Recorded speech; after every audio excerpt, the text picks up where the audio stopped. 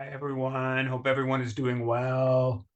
This is the Canadian Foreign Policy Hour, which is a critical look at Canada's role internationally.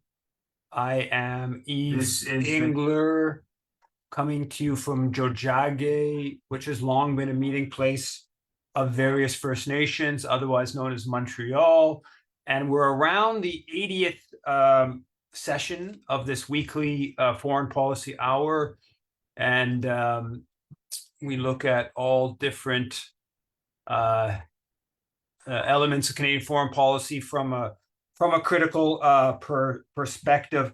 Um, there is lots going on this week, so I'll get right to it. There's a report out uh, about the Canadian government is not going to attain its targets on reduction of greenhouse gas emissions, and this is despite immense rhetoric from the government. They're backing off on carbon tax issues like heating oil out east. And of course, they haven't done what's needed to shut down the tar sands, which are, of course, emitting huge amounts of greenhouse gas emissions, contributing to Canada's outsized contribution to the climate disturbances we're seeing. Dozens and dozens of times more greenhouse gas emissions than many countries in Africa and elsewhere. And there's not any serious effort to even reach their minimal, their not, I shouldn't say minimal, but their targets that are not sufficient. In Panama, we saw an example of the ugly American acting on behalf of the ugly Canadian. So there's been massive protests in Panama over First Quantum's huge copper project in the country. They have shut down highways across the country. There's been strike. I believe its schools have been shut down for more than a week. Huge protests. And a 75-year-old or something, 70 older U.S. Person living in Panama who was blocked at one of these blockades. His vehicle was blocked. He is videoed going up to the people blockading the highway against this concession that the Panamanian government has extension of concession to Canadian Mining Company, and he kills two people on video. And of course, the company sort of says it has nothing to do with us. And in a very narrow sense, that's true. But in a macro sense, the First Quantum, with Canadian government assistance, has been pushing the expansion of our project, rejected on ecological grounds, rejected on the benefits for the country grounds, on questions of sovereignty, on questions of destruction of pollution and destruction of places, waterways that people drink from, etc. There's a good piece on the analysis of video, massive protests in Panama against Canadian Mining Company that Gregory Wilpert did.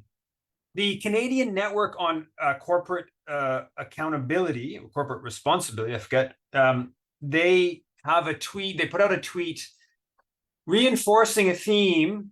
This, of course, the Canadian Ombudsperson for Responsible Enterprise, as we talked about in previous episodes, is an initiative to hold Canadian mining companies accountable for their operations abroad, which has been morphed into this project of looking at corporate behavior abroad, which has in fact been morphed mostly into an initiative to target China, specifically around Uyghur rights.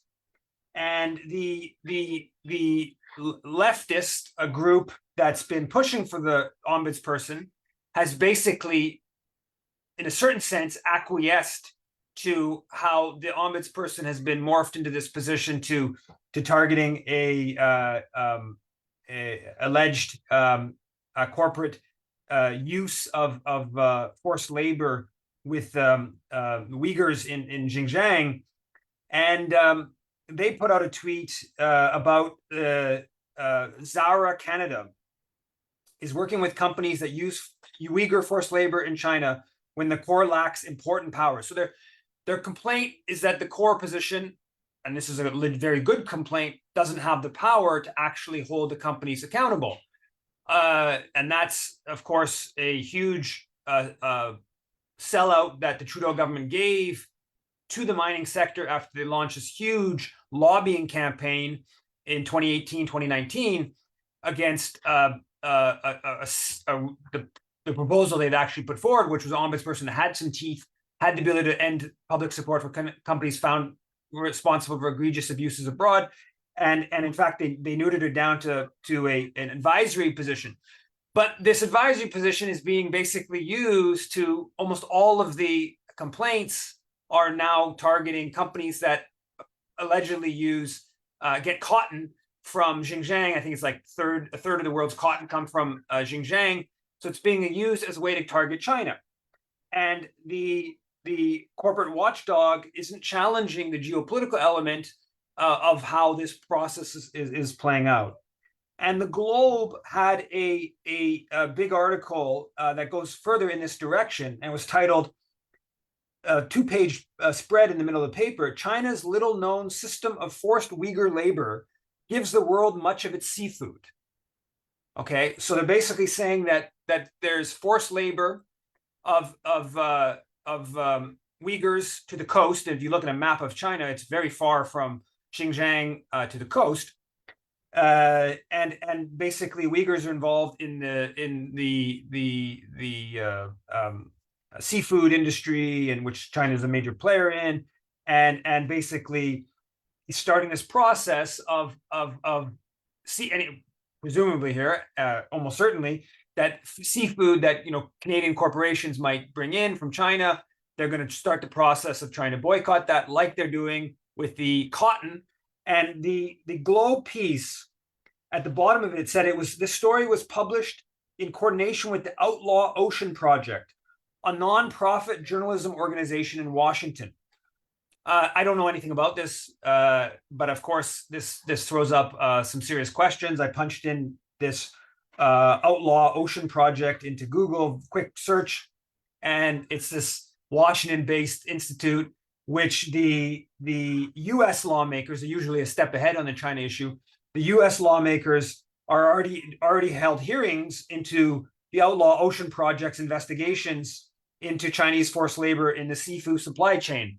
And they're already targeting major U.S. corporations for potentially getting seafood that has forced Uyghur labor, hence the whole process of boycott that this is of course doing, which is of course part of the bigger project of target China, try to weaken China, and so we're going to probably hear more about that in coming weeks and coming months about at the seafood level. The Financial Times published a piece titled "Flights Tracking North Korean Sanctions Busters Against China." And it was a piece quoting a Canadian Aurora Air Force spy plane official that's flying out from Japan and supposedly overseeing the bringing in of goods that contravene UN sanctions with regards to North Korea. But in practice, of course, they're in large part just spying on China. And the piece admits in this piece, the Canadian pilot admits that on one occasion they, quote, momentarily strayed into Chinese airspace, but claimed it was an isolated incident. And the story just sort of goes into it. It's just more confirmation. Chinese are intercepting the Canadian spy plane, and there's been these many examples of, there was 2 weeks ago or whatever, a Canadian Navy chopper that was there. I think the Chinese are alleged to have launched a flare in its direction. There's all these kind of maneuvers taking place, kind of this low-level military tension. And of course, it's not disconnected from the Globe and Mail publishing the Uyghur forced labor seafood article. I see it as part of a broader target China. And at the G7, Melanie Joly, Foreign Minister Joly, she tweeted out, there's foreign ministers of the G7 met, and she said, quote, "The G7 is united in our condemnation of Hamas's terror attacks on Israel, our support of humanitarian pauses in Gaza, our support for Ukraine, and our work to promote a free and open Indo-Pacific." That, to translate that into the real world, what they're saying is we support Israel's slaughter in Gaza. We are continuing the proxy war in Ukraine, and we are hoping to start a war with China over Taiwan or possibly over the South China Sea. So that's what the G7 is united in, according to our foreign minister. The New York Times published a piece, I think on Friday, titled, "Is America Stretched Too Thin to Stay Ahead of China?" Right? So we got this, we're sending all these weapons so Israel can kill Palestinians in Gaza. Also, increasingly, there's low-level war with Hezbollah between Israel and Hezbollah. And also U.S. increasingly there's attacks in Syria and throughout the Middle East. Obviously, with a huge NATO proxy war, we're sending huge amounts of weapons there, providing military support. And so, can we also prepare? Can we also have a war with China? I mean, this is the or as they put it, stay ahead of China.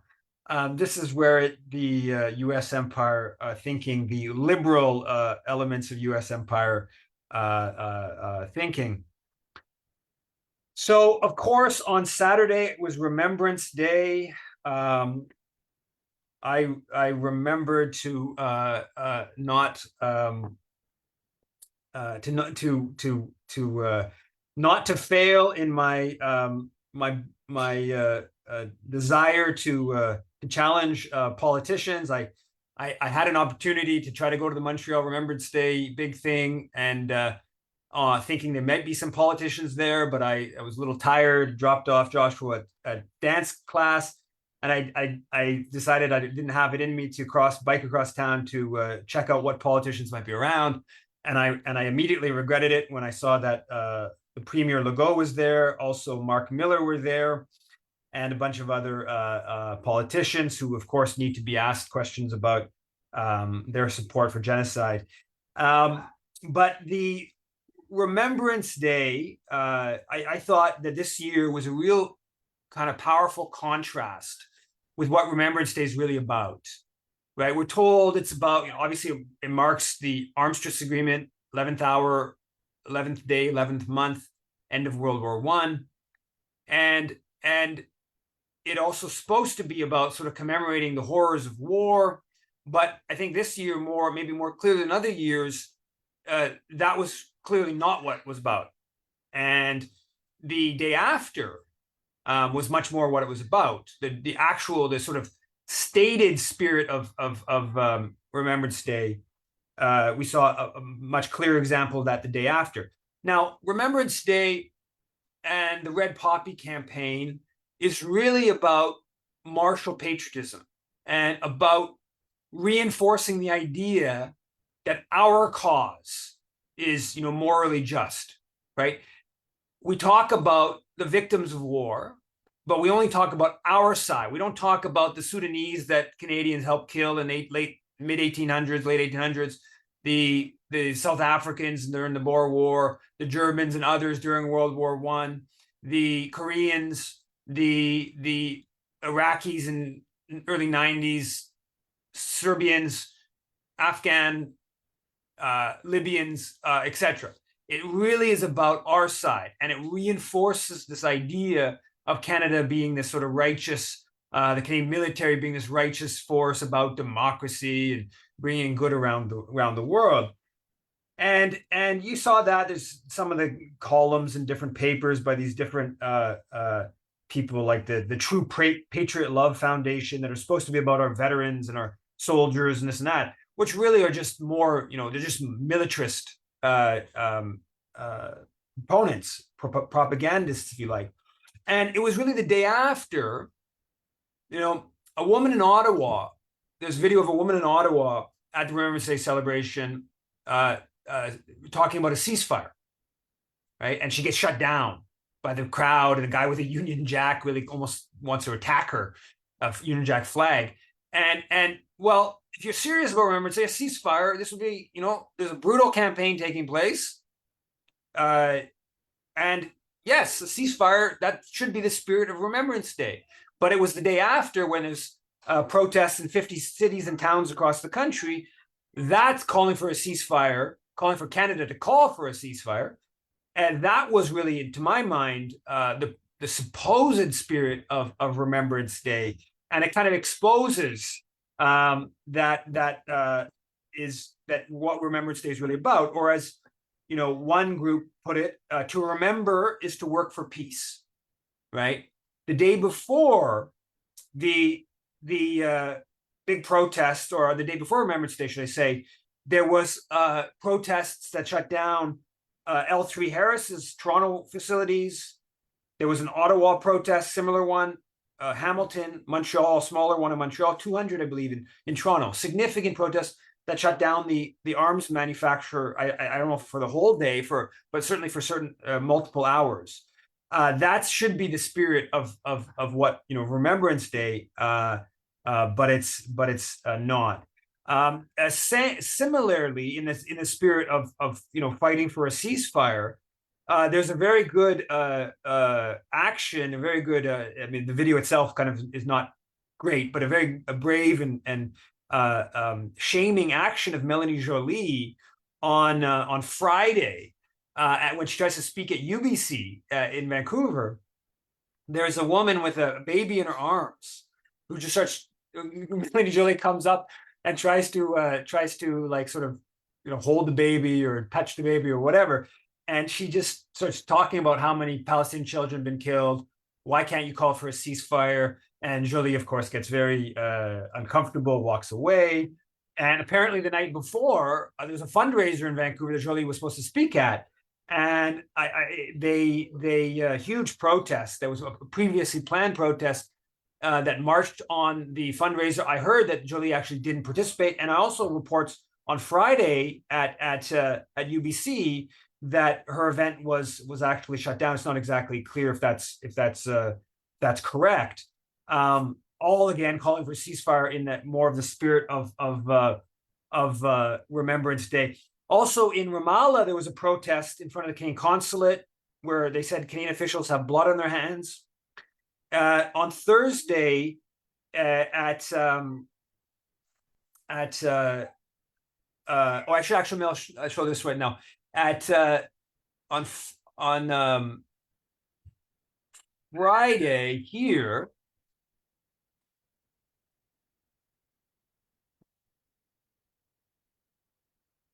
Let's see.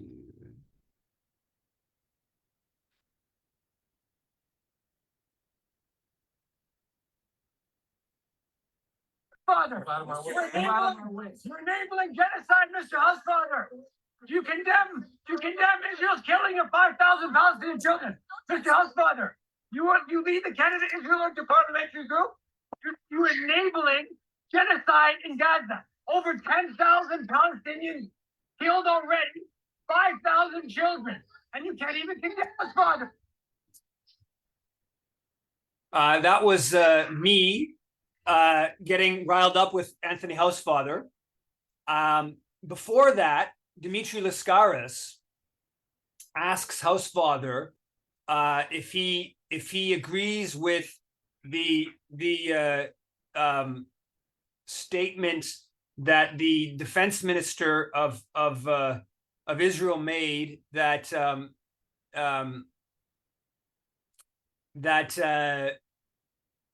Palestinians are human animals.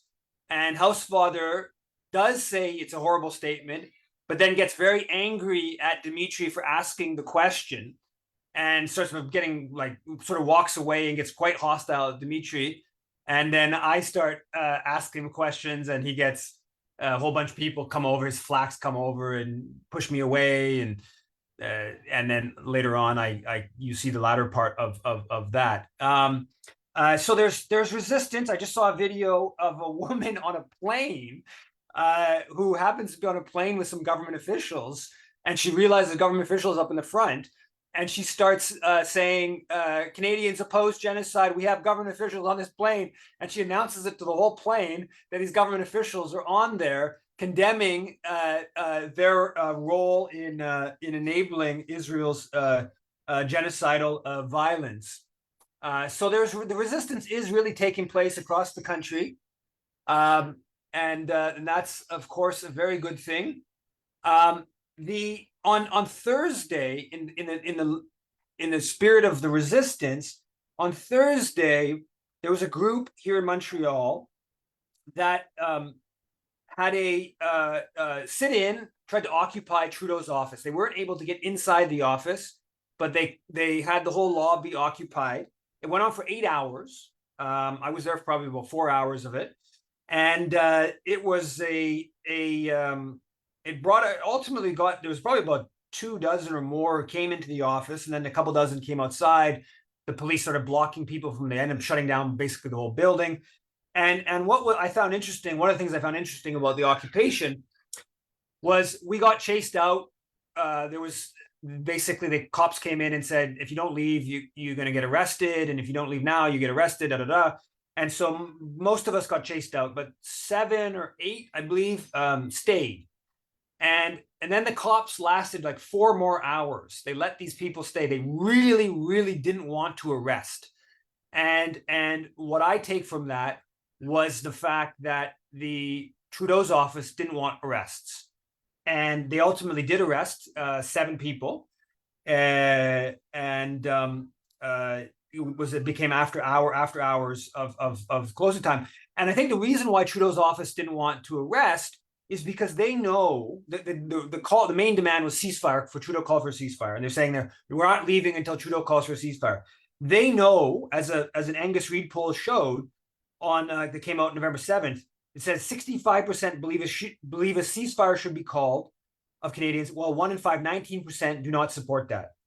According to this poll, also, Canadians are more likely to agree, 43%, than not, 27%, that Israel's policies towards Palestinians is a form of apartheid. There's a couple of other things about what, whether supporting Hamas or whether supporting Palestinians or supporting Hamas, and then the question of anti-Semitism. 2 other questions are also the survey shows, I think the public is in a relatively good space, especially considering how horrible our media is. So that's why Trudeau didn't want to arrest, and he ultimately did arrest, and it ultimately got a lot of media attention, and they reported on the arrests, La Presse, Journal de Montréal, and others, so that was another a valiant act of resistance, and the cops took them out fairly harshly, as they tend to do. Now, there's many different, the issue this week, as the previous week, I mean, the battles are going on all over, right? We have seen a whole bunch of examples of these claims of anti-Semitism, claims of abuse, etc., etc. Some of them, are legit, and I'll get to some of that stuff. Of course, what we've seen with the reports of shootings at Jewish schools here in Montreal, at the building, not at people, fortunately, and then a Molotov that was apparently thrown at, or Molotovs thrown at the Federation CJA, and also a synagogue. I'll get maybe more of that in the question people want to get into it and what's going on there. I obviously don't know, but anyways, those seem like, there were legitimately reprehensible acts that did transpire, though we still need to leave a certain degree of ambiguity of what exactly has happened there. But there was a big brouhaha about Concordia, And I, of course, went to Concordia, and there were some brouhahas on this issue at Concordia when I was there 20 some odd years ago. And I was ultimately tossed from the university, tied to some of this stuff. And basically, there was the Israel lobby or genocide lobby claimed that a student in this heated moment used the K word, which is of course a slur against Jews. It's not a word, honestly, that I think it's maybe more in the U.S. And older generation that would be familiar with that slur. I don't think it's a particularly widely even known slur among 20-year-olds, like the student age population. The woman, of course, completely denies it. She says she used the word, the C word,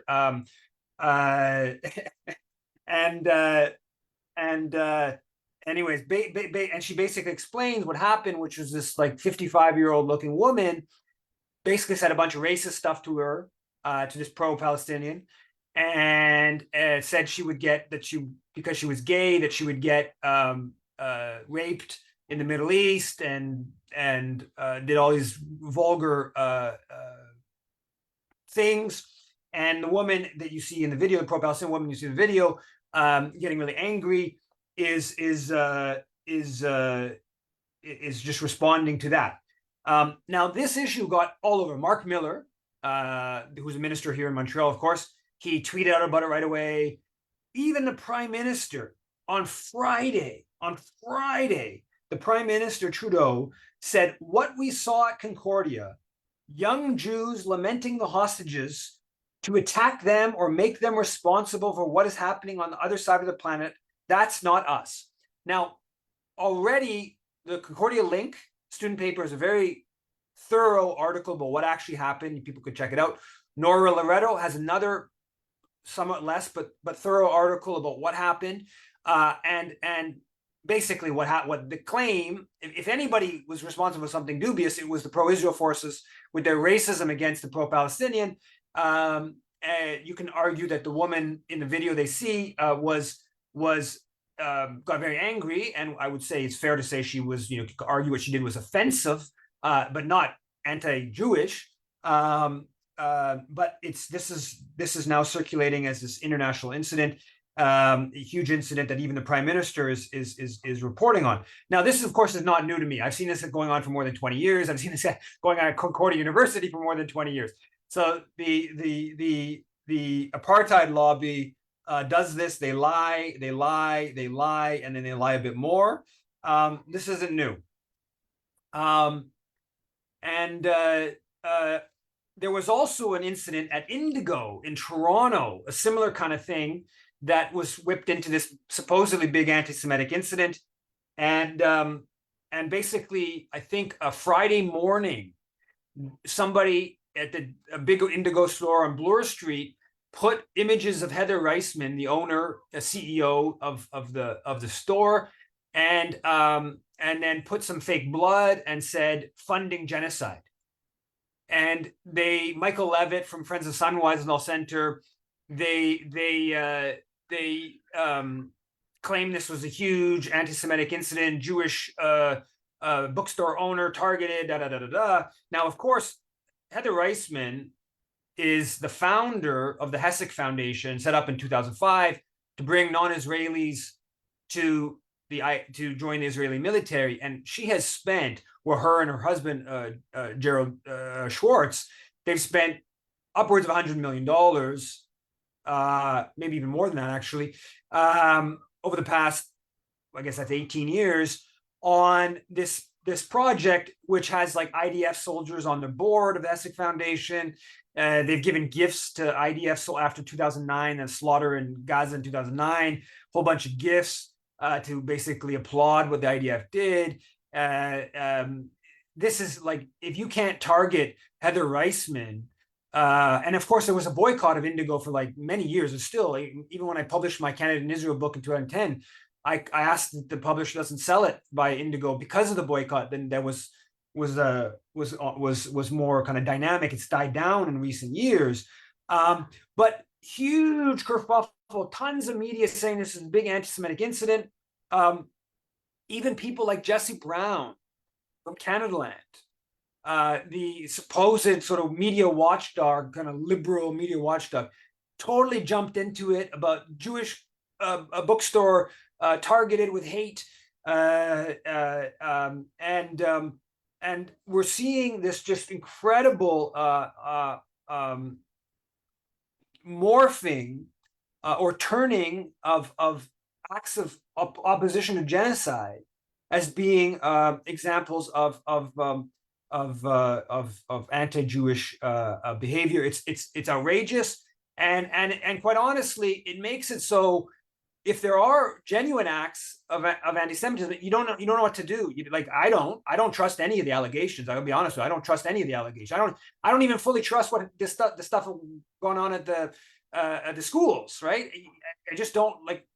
There's just too much lies or clear distortions, and I've seen too many examples of that over the past 2 decades to have trust in the allegations. And we saw a couple of these with regards to CIJA, the Center for Israel and Jewish Affairs, the main apartheid lobby organization, and they deleted 2 tweets who quietly made these false allegations. One of them claimed that these high school walkout, I believe it was in Toronto, it was either in Ottawa or Toronto, apparently in a sort of a fairly marginalized, heavily Arab Muslim neighborhood, that the students did in their walkout, they chanted, "Judah, Judah, Judah, you can't hide. We charge you with genocide." Now, of course, anyone who's been at any of these protests knows what they actually said was, "Trudeau, Trudeau, you can't hide. We charge you with genocide." But to my mind, the Judah, Judah, you can't hide. And so CJ's now deleted this tweet, never admitted that what they did was incorrect, but implicitly. To me, if you were actually going to make an anti-Semitic slogan like that, you would just go with, Jewish, you can't. I mean, I don't know why you would go with Judah. Anyways, so it just like comes across as just stupid beyond being like obviously incorrect. Anyone who has a bit of hearing knows it's incorrect. Anyone who's been at any of these demonstrations knows it's incorrect. But this is what's going on.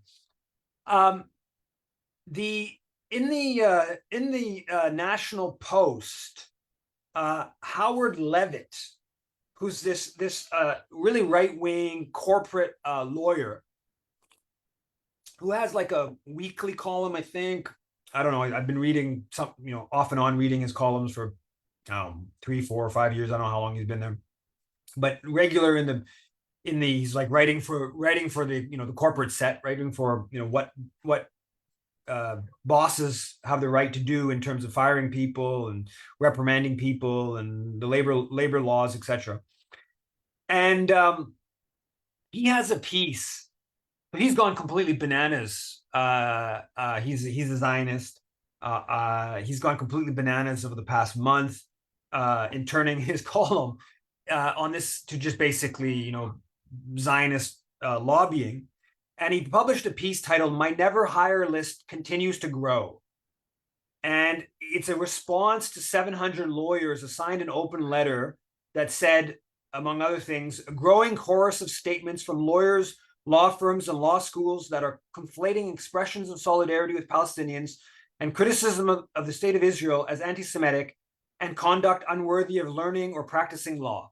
So it's basically a pushback against all these lawyers, law firms, whatever, who are threatening law students that we're not going to hire anyone if you've signed a statement in solidarity with Palestinians over the past month.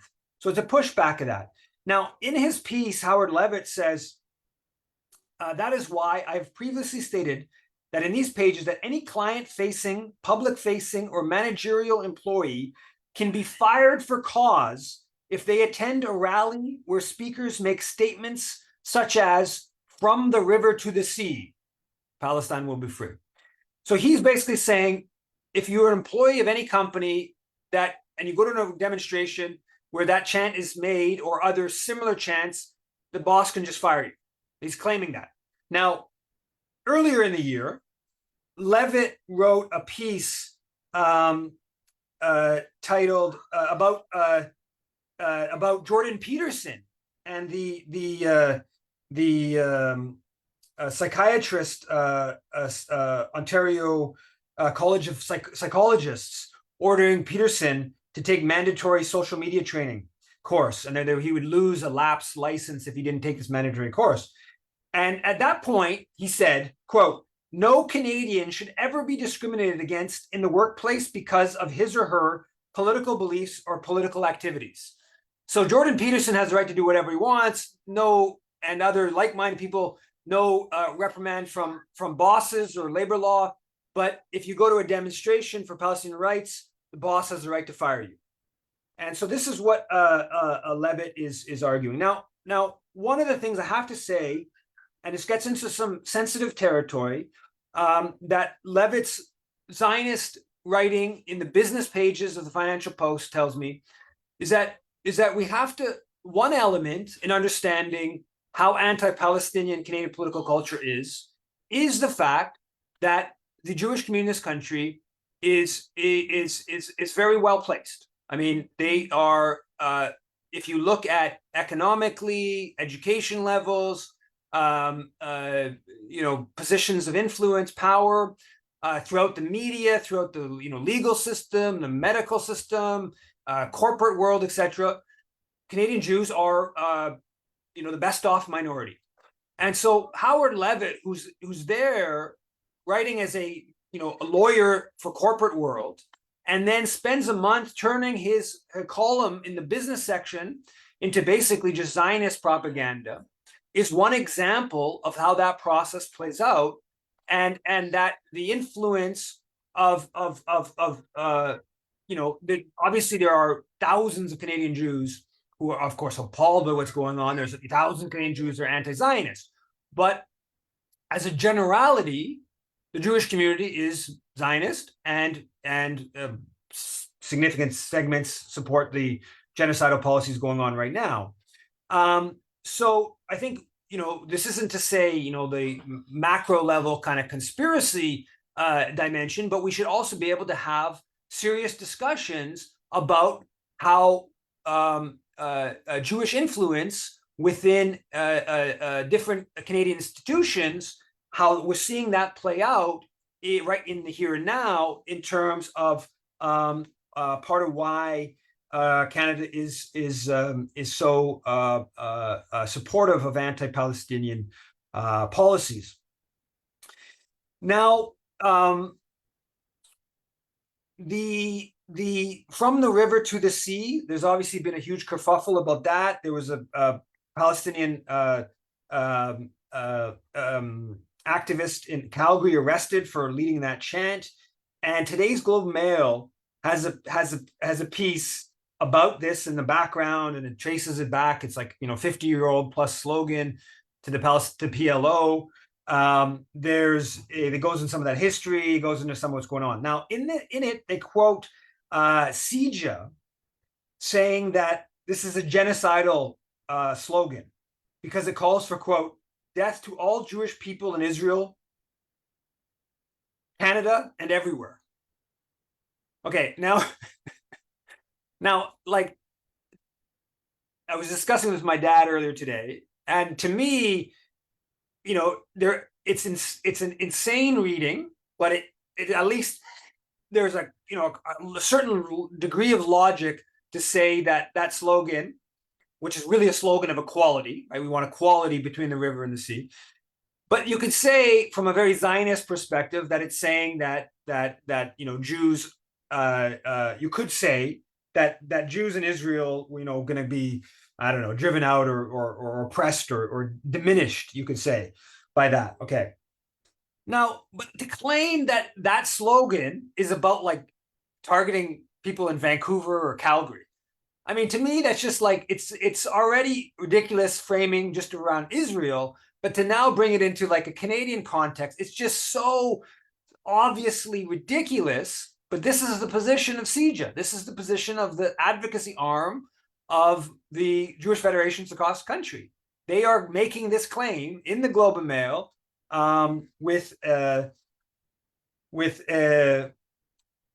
openly. So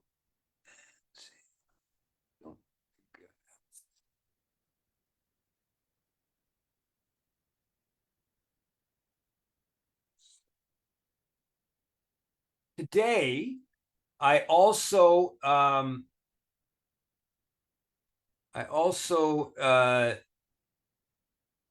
challenged another official. Mr. Garber, you condemn Israel killing 5,000 Palestinian children? You've boasted about your son leaving his wealthy Montreal enclave to go join Israel's killing force. You want to apologize? You want to apologize to that, Mr. Garber? You boasted about your son going and killing in the Israeli occupation force. Are you ashamed of that? So that was me questioning Mitch Garber, who's a big TV personality and Canadian Quebec capitalist. He's a part owner of the Kraken, the Seattle Kraken, the hockey team, and he's the head of fundraising. He's led the fundraising campaigns in recent years for the Combined Jewish Appeal Federation Montreal. And on their site promoting him, the CJA Federation boasts about how his son went to go to the IDF, to go fight in IDF. And on the CJA website, I noticed a couple of days ago, they have a big fundraising appeal for Israel. They also have a page that's a campaign that's titled "Make Cards for Our Brave IDF Soldiers." Make cards for our brave IDF soldiers. Now, it's outrageous that any organization would be making cards for IDF soldiers. Okay. The word "our" is also quite interesting use. Okay. So they're saying our, who is the our? So the Israeli soldiers are the Montreal Jewish Federation's soldiers. Okay. So now if somebody who is critical of Israel was to in any way infer that, that's of course anti-Jewish. But when the Federation CJA has a card campaign, that's okay. It's stunning to see how much of establishment jury in this country, the organized jury, has just gone along. We're now at, they're saying 11,500, but there's thousands more Palestinians under the rubble. I think it's 4,400 children, 2,000 still under the rubble. So we're talking about 6,000 plus children. The incubators, the unbelievable situation there. And yet there still is the ability to bring out crowds to protest in favor of more massacres against Palestinians. A friend in Vancouver sent me a photo or video of a demonstration, I think it was yesterday, the day before, in the West End. There are hundreds protesting in favor of the genocide. Yesterday at Christie Pitts, the UJA Federation Toronto organized a demonstration at Christie Pitts, right? Christie Pitts, of course, the famous riot against anti-Semitism, big battle between the WASP fascists in the 30s and Jews and Italians fighting against the pro-Nazi fascists. They held it at Christie Pitts. Apparently, thousands of people showed up. The mayor, Olivia Chow, I suppose an NDP, whatever, she spoke at the genocide rally in Toronto. And apparently the crowd was angry. They booed her because she said there should be the return of hostages and there should be a ceasefire. Or she had previously said that, and she was booed by the crowd. But why in the world would any politician, let alone any sort of supposedly progressive politician, show up at the genocide rally?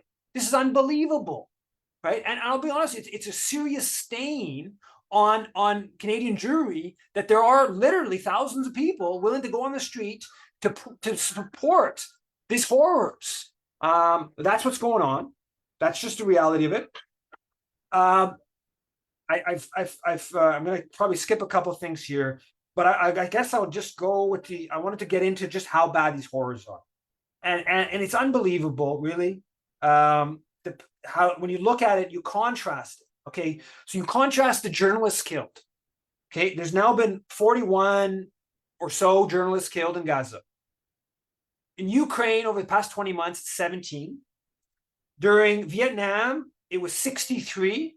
During World War II, it was 69. Okay. When you look at the kids, and this is in 35 days, you look at the kids, it's something around 6,000. You know, the one person pointed out how the ICC, right? Russia taking Ukrainian kids, is the ICC, it launches an investigation for genocide, but more than 4,000 Palestinian children killed and nothing. UN workers, 101 UN workers, right? Unbelievable. Never before that level of killing of UN workers, just off the charts. You know, the American officials, Israeli officials talking about there's already 20,000 dead, right? It's just unbelievable. Now, at the genocide level, okay, all these Israeli officials, one after another, have announced their genocidal intent. Okay, their genocide after another, ministers, top officials, etc., president, defense ministers. Now, I thought, you know, like when you look at the history of genocide, and I'm certainly not any sort of expert in the history of genocide, but intent is often very difficult to prove. Okay, and one of the genocides that gets talked about as a genocide the most in our media in recent years, of course, is Rwanda. Okay.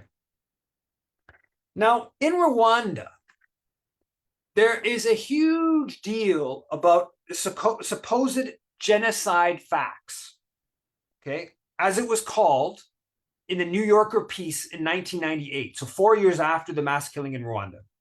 There's this apparent genocide facts, and it's a communique that is sent from under Dallaire's command to who Dallaire, of course, headed up the military component of the UN mission in Rwanda. Romeo Dallaire, Canadian general. He sends it, or it's sent to the head office in New York.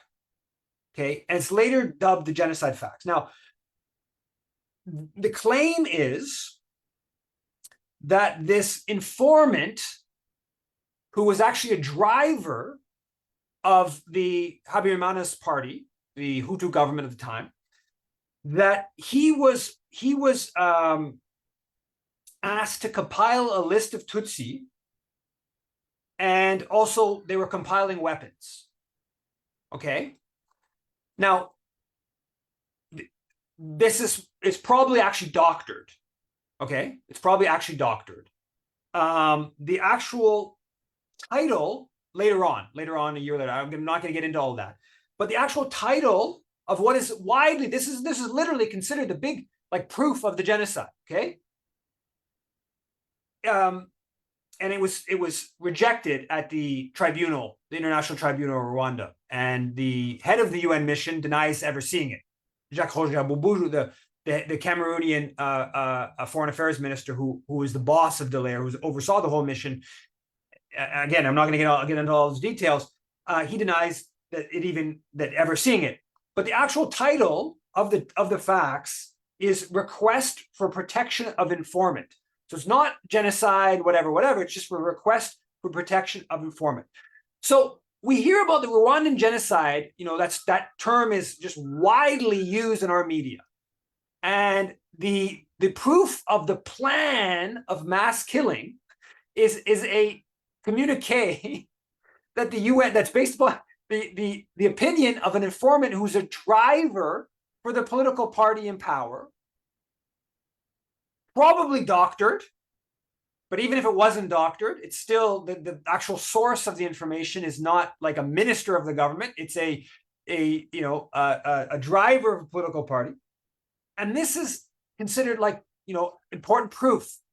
Here we have top ministers openly, publicly, on TV, announcing their genocidal intent, and the Canadian media basically ignore it, or basically never refer to it in those terminology.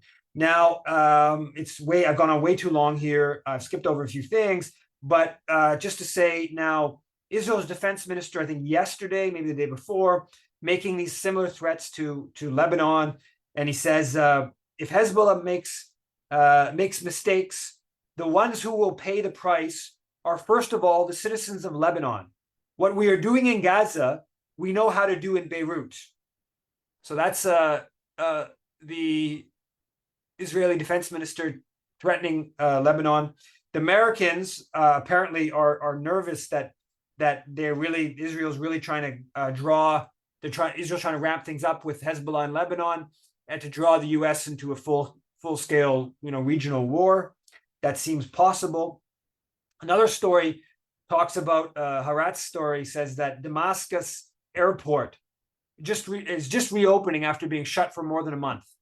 And it's shut for more than a month, of course, because Israel keeps bombing it. Doesn't get any attention on the media. Israel just keeps bombing Damascus airport, Aleppo airport recently. So their major airport just been shut for a month. And so Israel do it. They'll do it. They'll do that to Beirut, right? They know, it's not an idle threat. The absolute impunity that Israel's given to wage violence is a remarkable thing to watch. And on that note, the Canadian government voted against, they voted for one resolution. They changed one of the UN resolutions on Palestinian rights. First time since 2011, for support for UNRWA, the refugee agency. But they voted against 4 other resolutions that condemn, among others, Palestinian refugees, one that condemned Israeli settlements. And with basically totally isolated. It's Canada, the US, Israel, Micronesia, Nauru, Palau, Hungary, I believe, on one of them. So the Trudeau government, even in the midst of all this attention, claims about a 2-state solution, they're voting against resolutions supporting or opposing illegal Israeli settlements. And I will try to make Laura a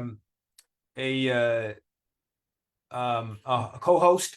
I see Yuri. Go ahead, Yuri, as I try to find Laura here.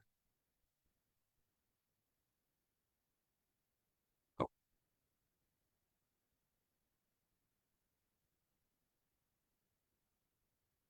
I think you can go ahead, Yuri. I think I've unmuted. I think I've made you a co-host, Laura, as well. Oh, I haven't? Oh, maybe not. Okay, I think I'm unmuted now. Yuri, can you unmute? Yuri? I don't know if he's even hearing us. I can't seem to unmute him. He looks like he fell asleep. It's very late there. I guess I was drawn on for a while. Okay, we'll go on to Jake. I'll unmute you.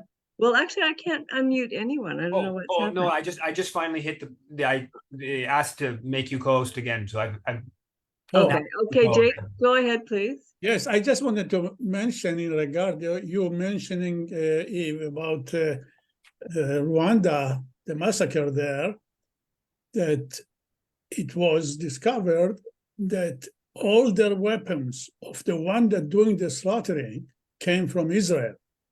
The same thing in Myanmar with the regime that doing genocide against the Rohingyas. All of it came from Israel. Even the UN, a couple of years ago, asked Israel specifically to stop doing it. And Israel told them where they can go. So Israel's crimes, it goes around the world, not in Gaza and West Bank only. I agree with the last point. I don't think that's correct with regards to Rwanda. I mean, it may very well have been Israeli weapons that were sent to the Habyarimana government and that got in the hands of different forces.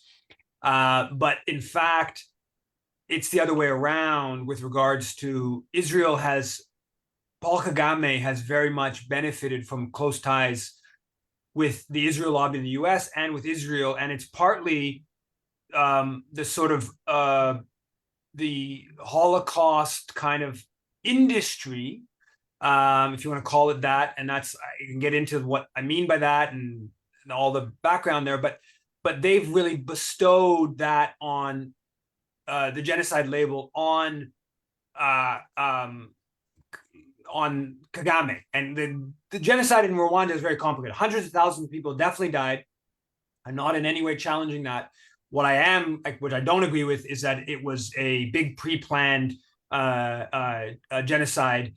And in fact, it was lots and lots of interethnic violence. And of course, Kagame's RPF is heavily responsible for blowing up the plane that creates that leads to the genocide, that sparks the genocidal killings, and also that they invaded Rwanda in 1990, and they've been killing and displacing people for 4 years, creating the instability that then leads to the mass killings, and they engage in mass killings as well.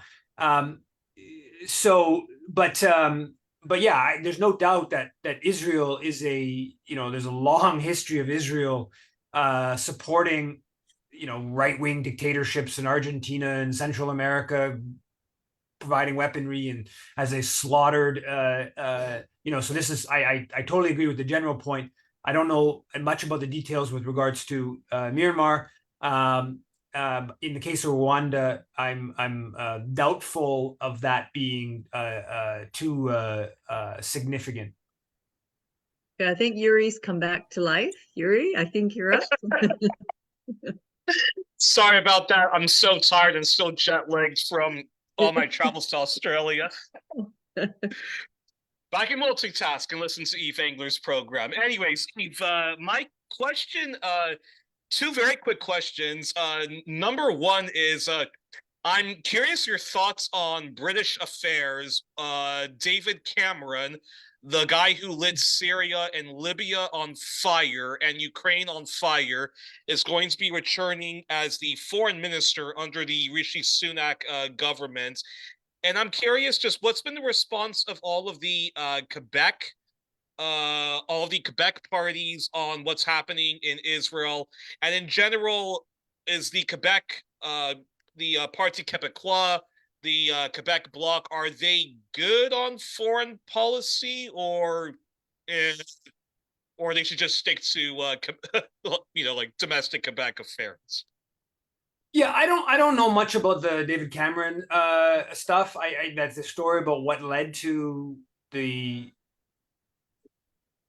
Actually, I don't know. I haven't followed that closely, but I know that the other minister who was sacked for having condemned the protests as a hate rally, and that sounds like a crazy kind of political development. The police ended up being on the right side, and that contributed to the fact that was maybe one of the biggest demonstrations in British history, and on Saturday against the genocide. In terms of Quebec, yeah, I mean, I challenged a couple of the politicians, liberal politician, CAC politician, on their support. Parti Québécois, they don't seem to have been doing much on. There was a resolution for the National Assembly to call for a ceasefire, and the CAC, the governing party, blocked it. All the opposition parties apparently supported it, and Quebec Solidaire, one of their representatives, the MNA, he was at the demo here in Montreal on Saturday last week, and which was interesting because there was no, and I meant to actually say this earlier on, there were no, as far as I know, there had been no MPs, federal MPs, had gone to any of the demonstrations across the country. I actually saw, so even like Alexandre Boulris, the NDP MP here, he didn't come to, he hasn't come to any of the Palestine demonstrations in Montreal, from what I understand. But yesterday, apparently, Matthew Green spoke in Toronto. So the first, as far as I know, the first NDP MP spoke at one of the Palestine demonstrations. On the other side, of course, there's been lots of MPs that have participated in the genocide rallies. But yeah, so the Quebec, the Quebec Solidaire has some critical stuff on foreign policy, but not really. They've gone along with the NATO proxy war, and they have talked about at different times withdrawing from NATO. The independent Quebec would withdraw from NATO. Parti Québécois has basically dropped that back in the 70s. They kind of made hints in that direction, but their different platforms over the years have basically supported the kind of Western order. Okay, I keep trying to mute Al. Okay, Al, you're unmuted now. Okay, go ahead. Hey, yeah, I wanted to go a little bit deeper into the story of the shooting at the school in Montreal, and not really like doubting the story, but just the way that it's been reacted to. There's like there's this fervor over like the far right, and like Jewish hatred of from like neo-Nazis and white supremacists that we saw with the Freedom Convoy. And you would assume that this would be connected to that, but like Legault immediately said, quote, "Let's not import the hatred and violence we see elsewhere in the world." And so like they're immediately calling this terrorism, and immediately almost like trying to tie it to like Hamas, and saying like this is un-Canadian, even though Canada has a deep history of white supremacy and like anti-Jewish hatred. So like I'm not doubting the story, but I'm like, it's just very interesting to see how they're all coming in under this narrative of like tying it to Palestinian resistance, and not, the long history of anti-Semitism that is going on here. And yeah, just something I wanted to bring up. Yeah, I think that's correct, and they tied it to Adil Shakari speaking at the demonstration, the Palestine demonstration last Saturday, right? And the French media has really, the French, I mean Québécois, French language media have whipped up a huge storm around Adil Shakari, who was on a security certificate back in 2005, 2007, whatever, those years. He's considered a supporter of terrorism, Islamic terrorism. That's how the media frames him, and he's been a boogeyman for principally the French language media for many years now. And they linked what he said. They claim that he said something when he spoke in Arabic that was about like wiping out Zionists, or they're saying wiping out Jews or whatever. And they linked the shooting to him. I don't know. I don't know what's going on. I think it's totally plausible that there is somebody who is, I think it's unstable, who's pro-Palestinian in their head, and they're unstable, and they've done this. I think it's plausible that there's a far right force that did this, and it's just sort of taking advantage. And I also think you can't exclude, there's a history of Zionist forces. Look what they did in Iraq, and to drive Iraqi Jews out of Iraq in the 40s and 50s. So you can't exclude the possibility of that kind of dynamic. So I don't know. I don't know what's going on. I know, I'll be really frank, on a personal level, I know this is obviously, this works against the Palestinians. It's obviously immoral to shoot bullets at a school, a Jewish school, or any school for that matter. And it's obviously very immoral. It's also bad for the Palestinian cause. On a personal level, Erwin Kotler was speaking at a synagogue the day after other synagogue had a Molotov thrown at it, and I had been planning for many days to try to go to the event and challenge Erwin Kotler on supporting killing of Palestinians, and I decided not to do that because of what had happened the day before, and I thought that they were already going to whip up a big storm about it, and that would be even more of a storm considering what had happened in the synagogue. So that's a very concrete one-to-one of how that kind of thing's not good for the Palestinian cause. So it's clearly bad beyond being immoral. It's bad for the Palestinian cause. But it's clear. I mean, but the Israel lobby, they made very clear about that. They if you look at the House Fathers' tweets about on early Sunday about the demonstration yesterday here, it was very clear. This, all these other things, that demonstrations are responsible for these acts of anti-Semitism at the synagogue and schools, and so they want to link it all to that. It's I think we have to wait to figure out exactly what's going on here, and I have to say that the fact it keeps going, if it is somebody who's just unstable, to me they'd probably leave some tracks, and it shouldn't be that difficult to find. If no one is found, it makes me increase the likelihood of some sort of far right force and or sort of Zionistic force. But at this point, it's unclear. Okay, just to let you know, Eve, we've got 4 hands up, so if that's okay, we're over time, but we'll take all 4. Is that okay? Yeah, let's just try to be kind of quick Okay. if possible. Okay, Frank Barningham, please go ahead. Yes.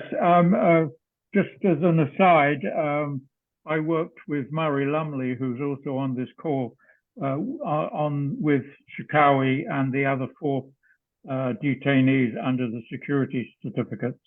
But now, of course, that's history, even though 2 of the men are still under house arrest all these years later. My hand up was to let you know that I now live in Owen Sound, and I worked very hard on a white poppy campaign this year, and I put a notice up in the chat. I deal with Peace Pledge Union in London, England, and I also deal with peacepoppies.ca in Vancouver. And I got a wreath making kit from them, and several of us got together. I made the wreath, and we laid the wreath at the cenotaph in Owen Sound on Saturday, and we avoided a confrontation by not presenting it at 11 a.m., but we had our own ceremony at 3 p.m. in the afternoon and put our wreath on with all of the other wreaths. That's all. Thank you very much. Thank you, Frank. Okay, can you go ahead and unmute? I'm trying to unmute you, Philip. Okay, go ahead, please. Philip, go ahead. Philip Blaney. We can't hear you, Philip. I think you're muted. Okay, try to unmute you again. Can you unmute, Philip? I hit the unmute button. Is that it? Yeah, okay, good. Okay. My thoughts are, do you think there's any value in comparing the pro-Zionist elites in the media and political class with the historically the Orange Order and their effect they had with their influence on the political class and the media class in Canadian history, and the negative effect that they had historically in Canada towards like the Catholic Irish in Canada, and also their effects that the Orange Order had in during the Louis Riel the rebellions Louis Riel was involved in, and the negative effect that had on Canada's history and society. I don't know enough about the Orange Order to say that, but my understanding of the Orange Order would be it was a bit more it was a more organized like membership kind of dynamic, whereas I don't think that that's exactly how both, Jewish and Christian Zionist kind of thinkers or milieu, or it's not kind of organized quite in the same way. But yeah, so I don't know if the parallel holds. I think clearly from the standpoint of Canadian foreign policy on the question of Palestine, the whole organizational structure of CIJA, B'nai B'rith, Friends of Simon Wiesenthal Center, the federations, and many associated organizations that does act as a very anti-Palestinian force. And then there is also Christian Zionist organizational structure, not as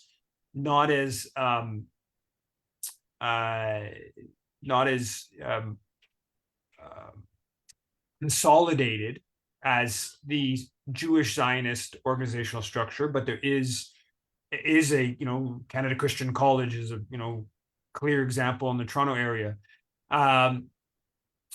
So that those kind of dynamics, but yeah, I don't know enough if the parallel kind of holds or whatever. Okay, Nadia, go ahead. Yes, thank you, Yves. I have 2 points to make. One is that the Parti Québécois right now is very, very progressive, and we shouldn't link it to what has gone before, because they distinctly asked for a ceasefire, and they got the whole opposition against the CAC to ask for a ceasefire. So that's very progressive. The other point I wanted to make is that Sharkawi did say he prayed for the extermination of all the Jews. We should make the difference between the Israeli government and all the other Jews. You can't put together or link together. This is why they're taxing us with being anti-Semitic. But just wait, Nadia. Adil Sharkawi didn't say that. I don't speak Arabic. I don't speak Arabic. Yes, he did. But they don't even claim that. The media doesn't even claim that. They claim that he said some variation, not extermination, but the wiping out, something in that direction of Zionists. Now you can interpret it that's Jews. The media doesn't even claim that. Yes, I know Arabic. I know the translation of Arabic. He did say he's praying for the extermination of all the Jews, and this is wrong. And I just hear from you one-sided attacks on the Zionist part, but no attacks on the jihad and the Muslim fundamentalists, who are just as bad as the Christian fundamentalists. I mean, I'm not saying that we've been having this argument for lots of years. I am an atheist. I am not a supporter of societies that organize based upon enforcing religious codes. We disagree on that dynamic within Quebec life. I don't think that as much as I am an atheist, I don't think Islam is a threat to Quebec.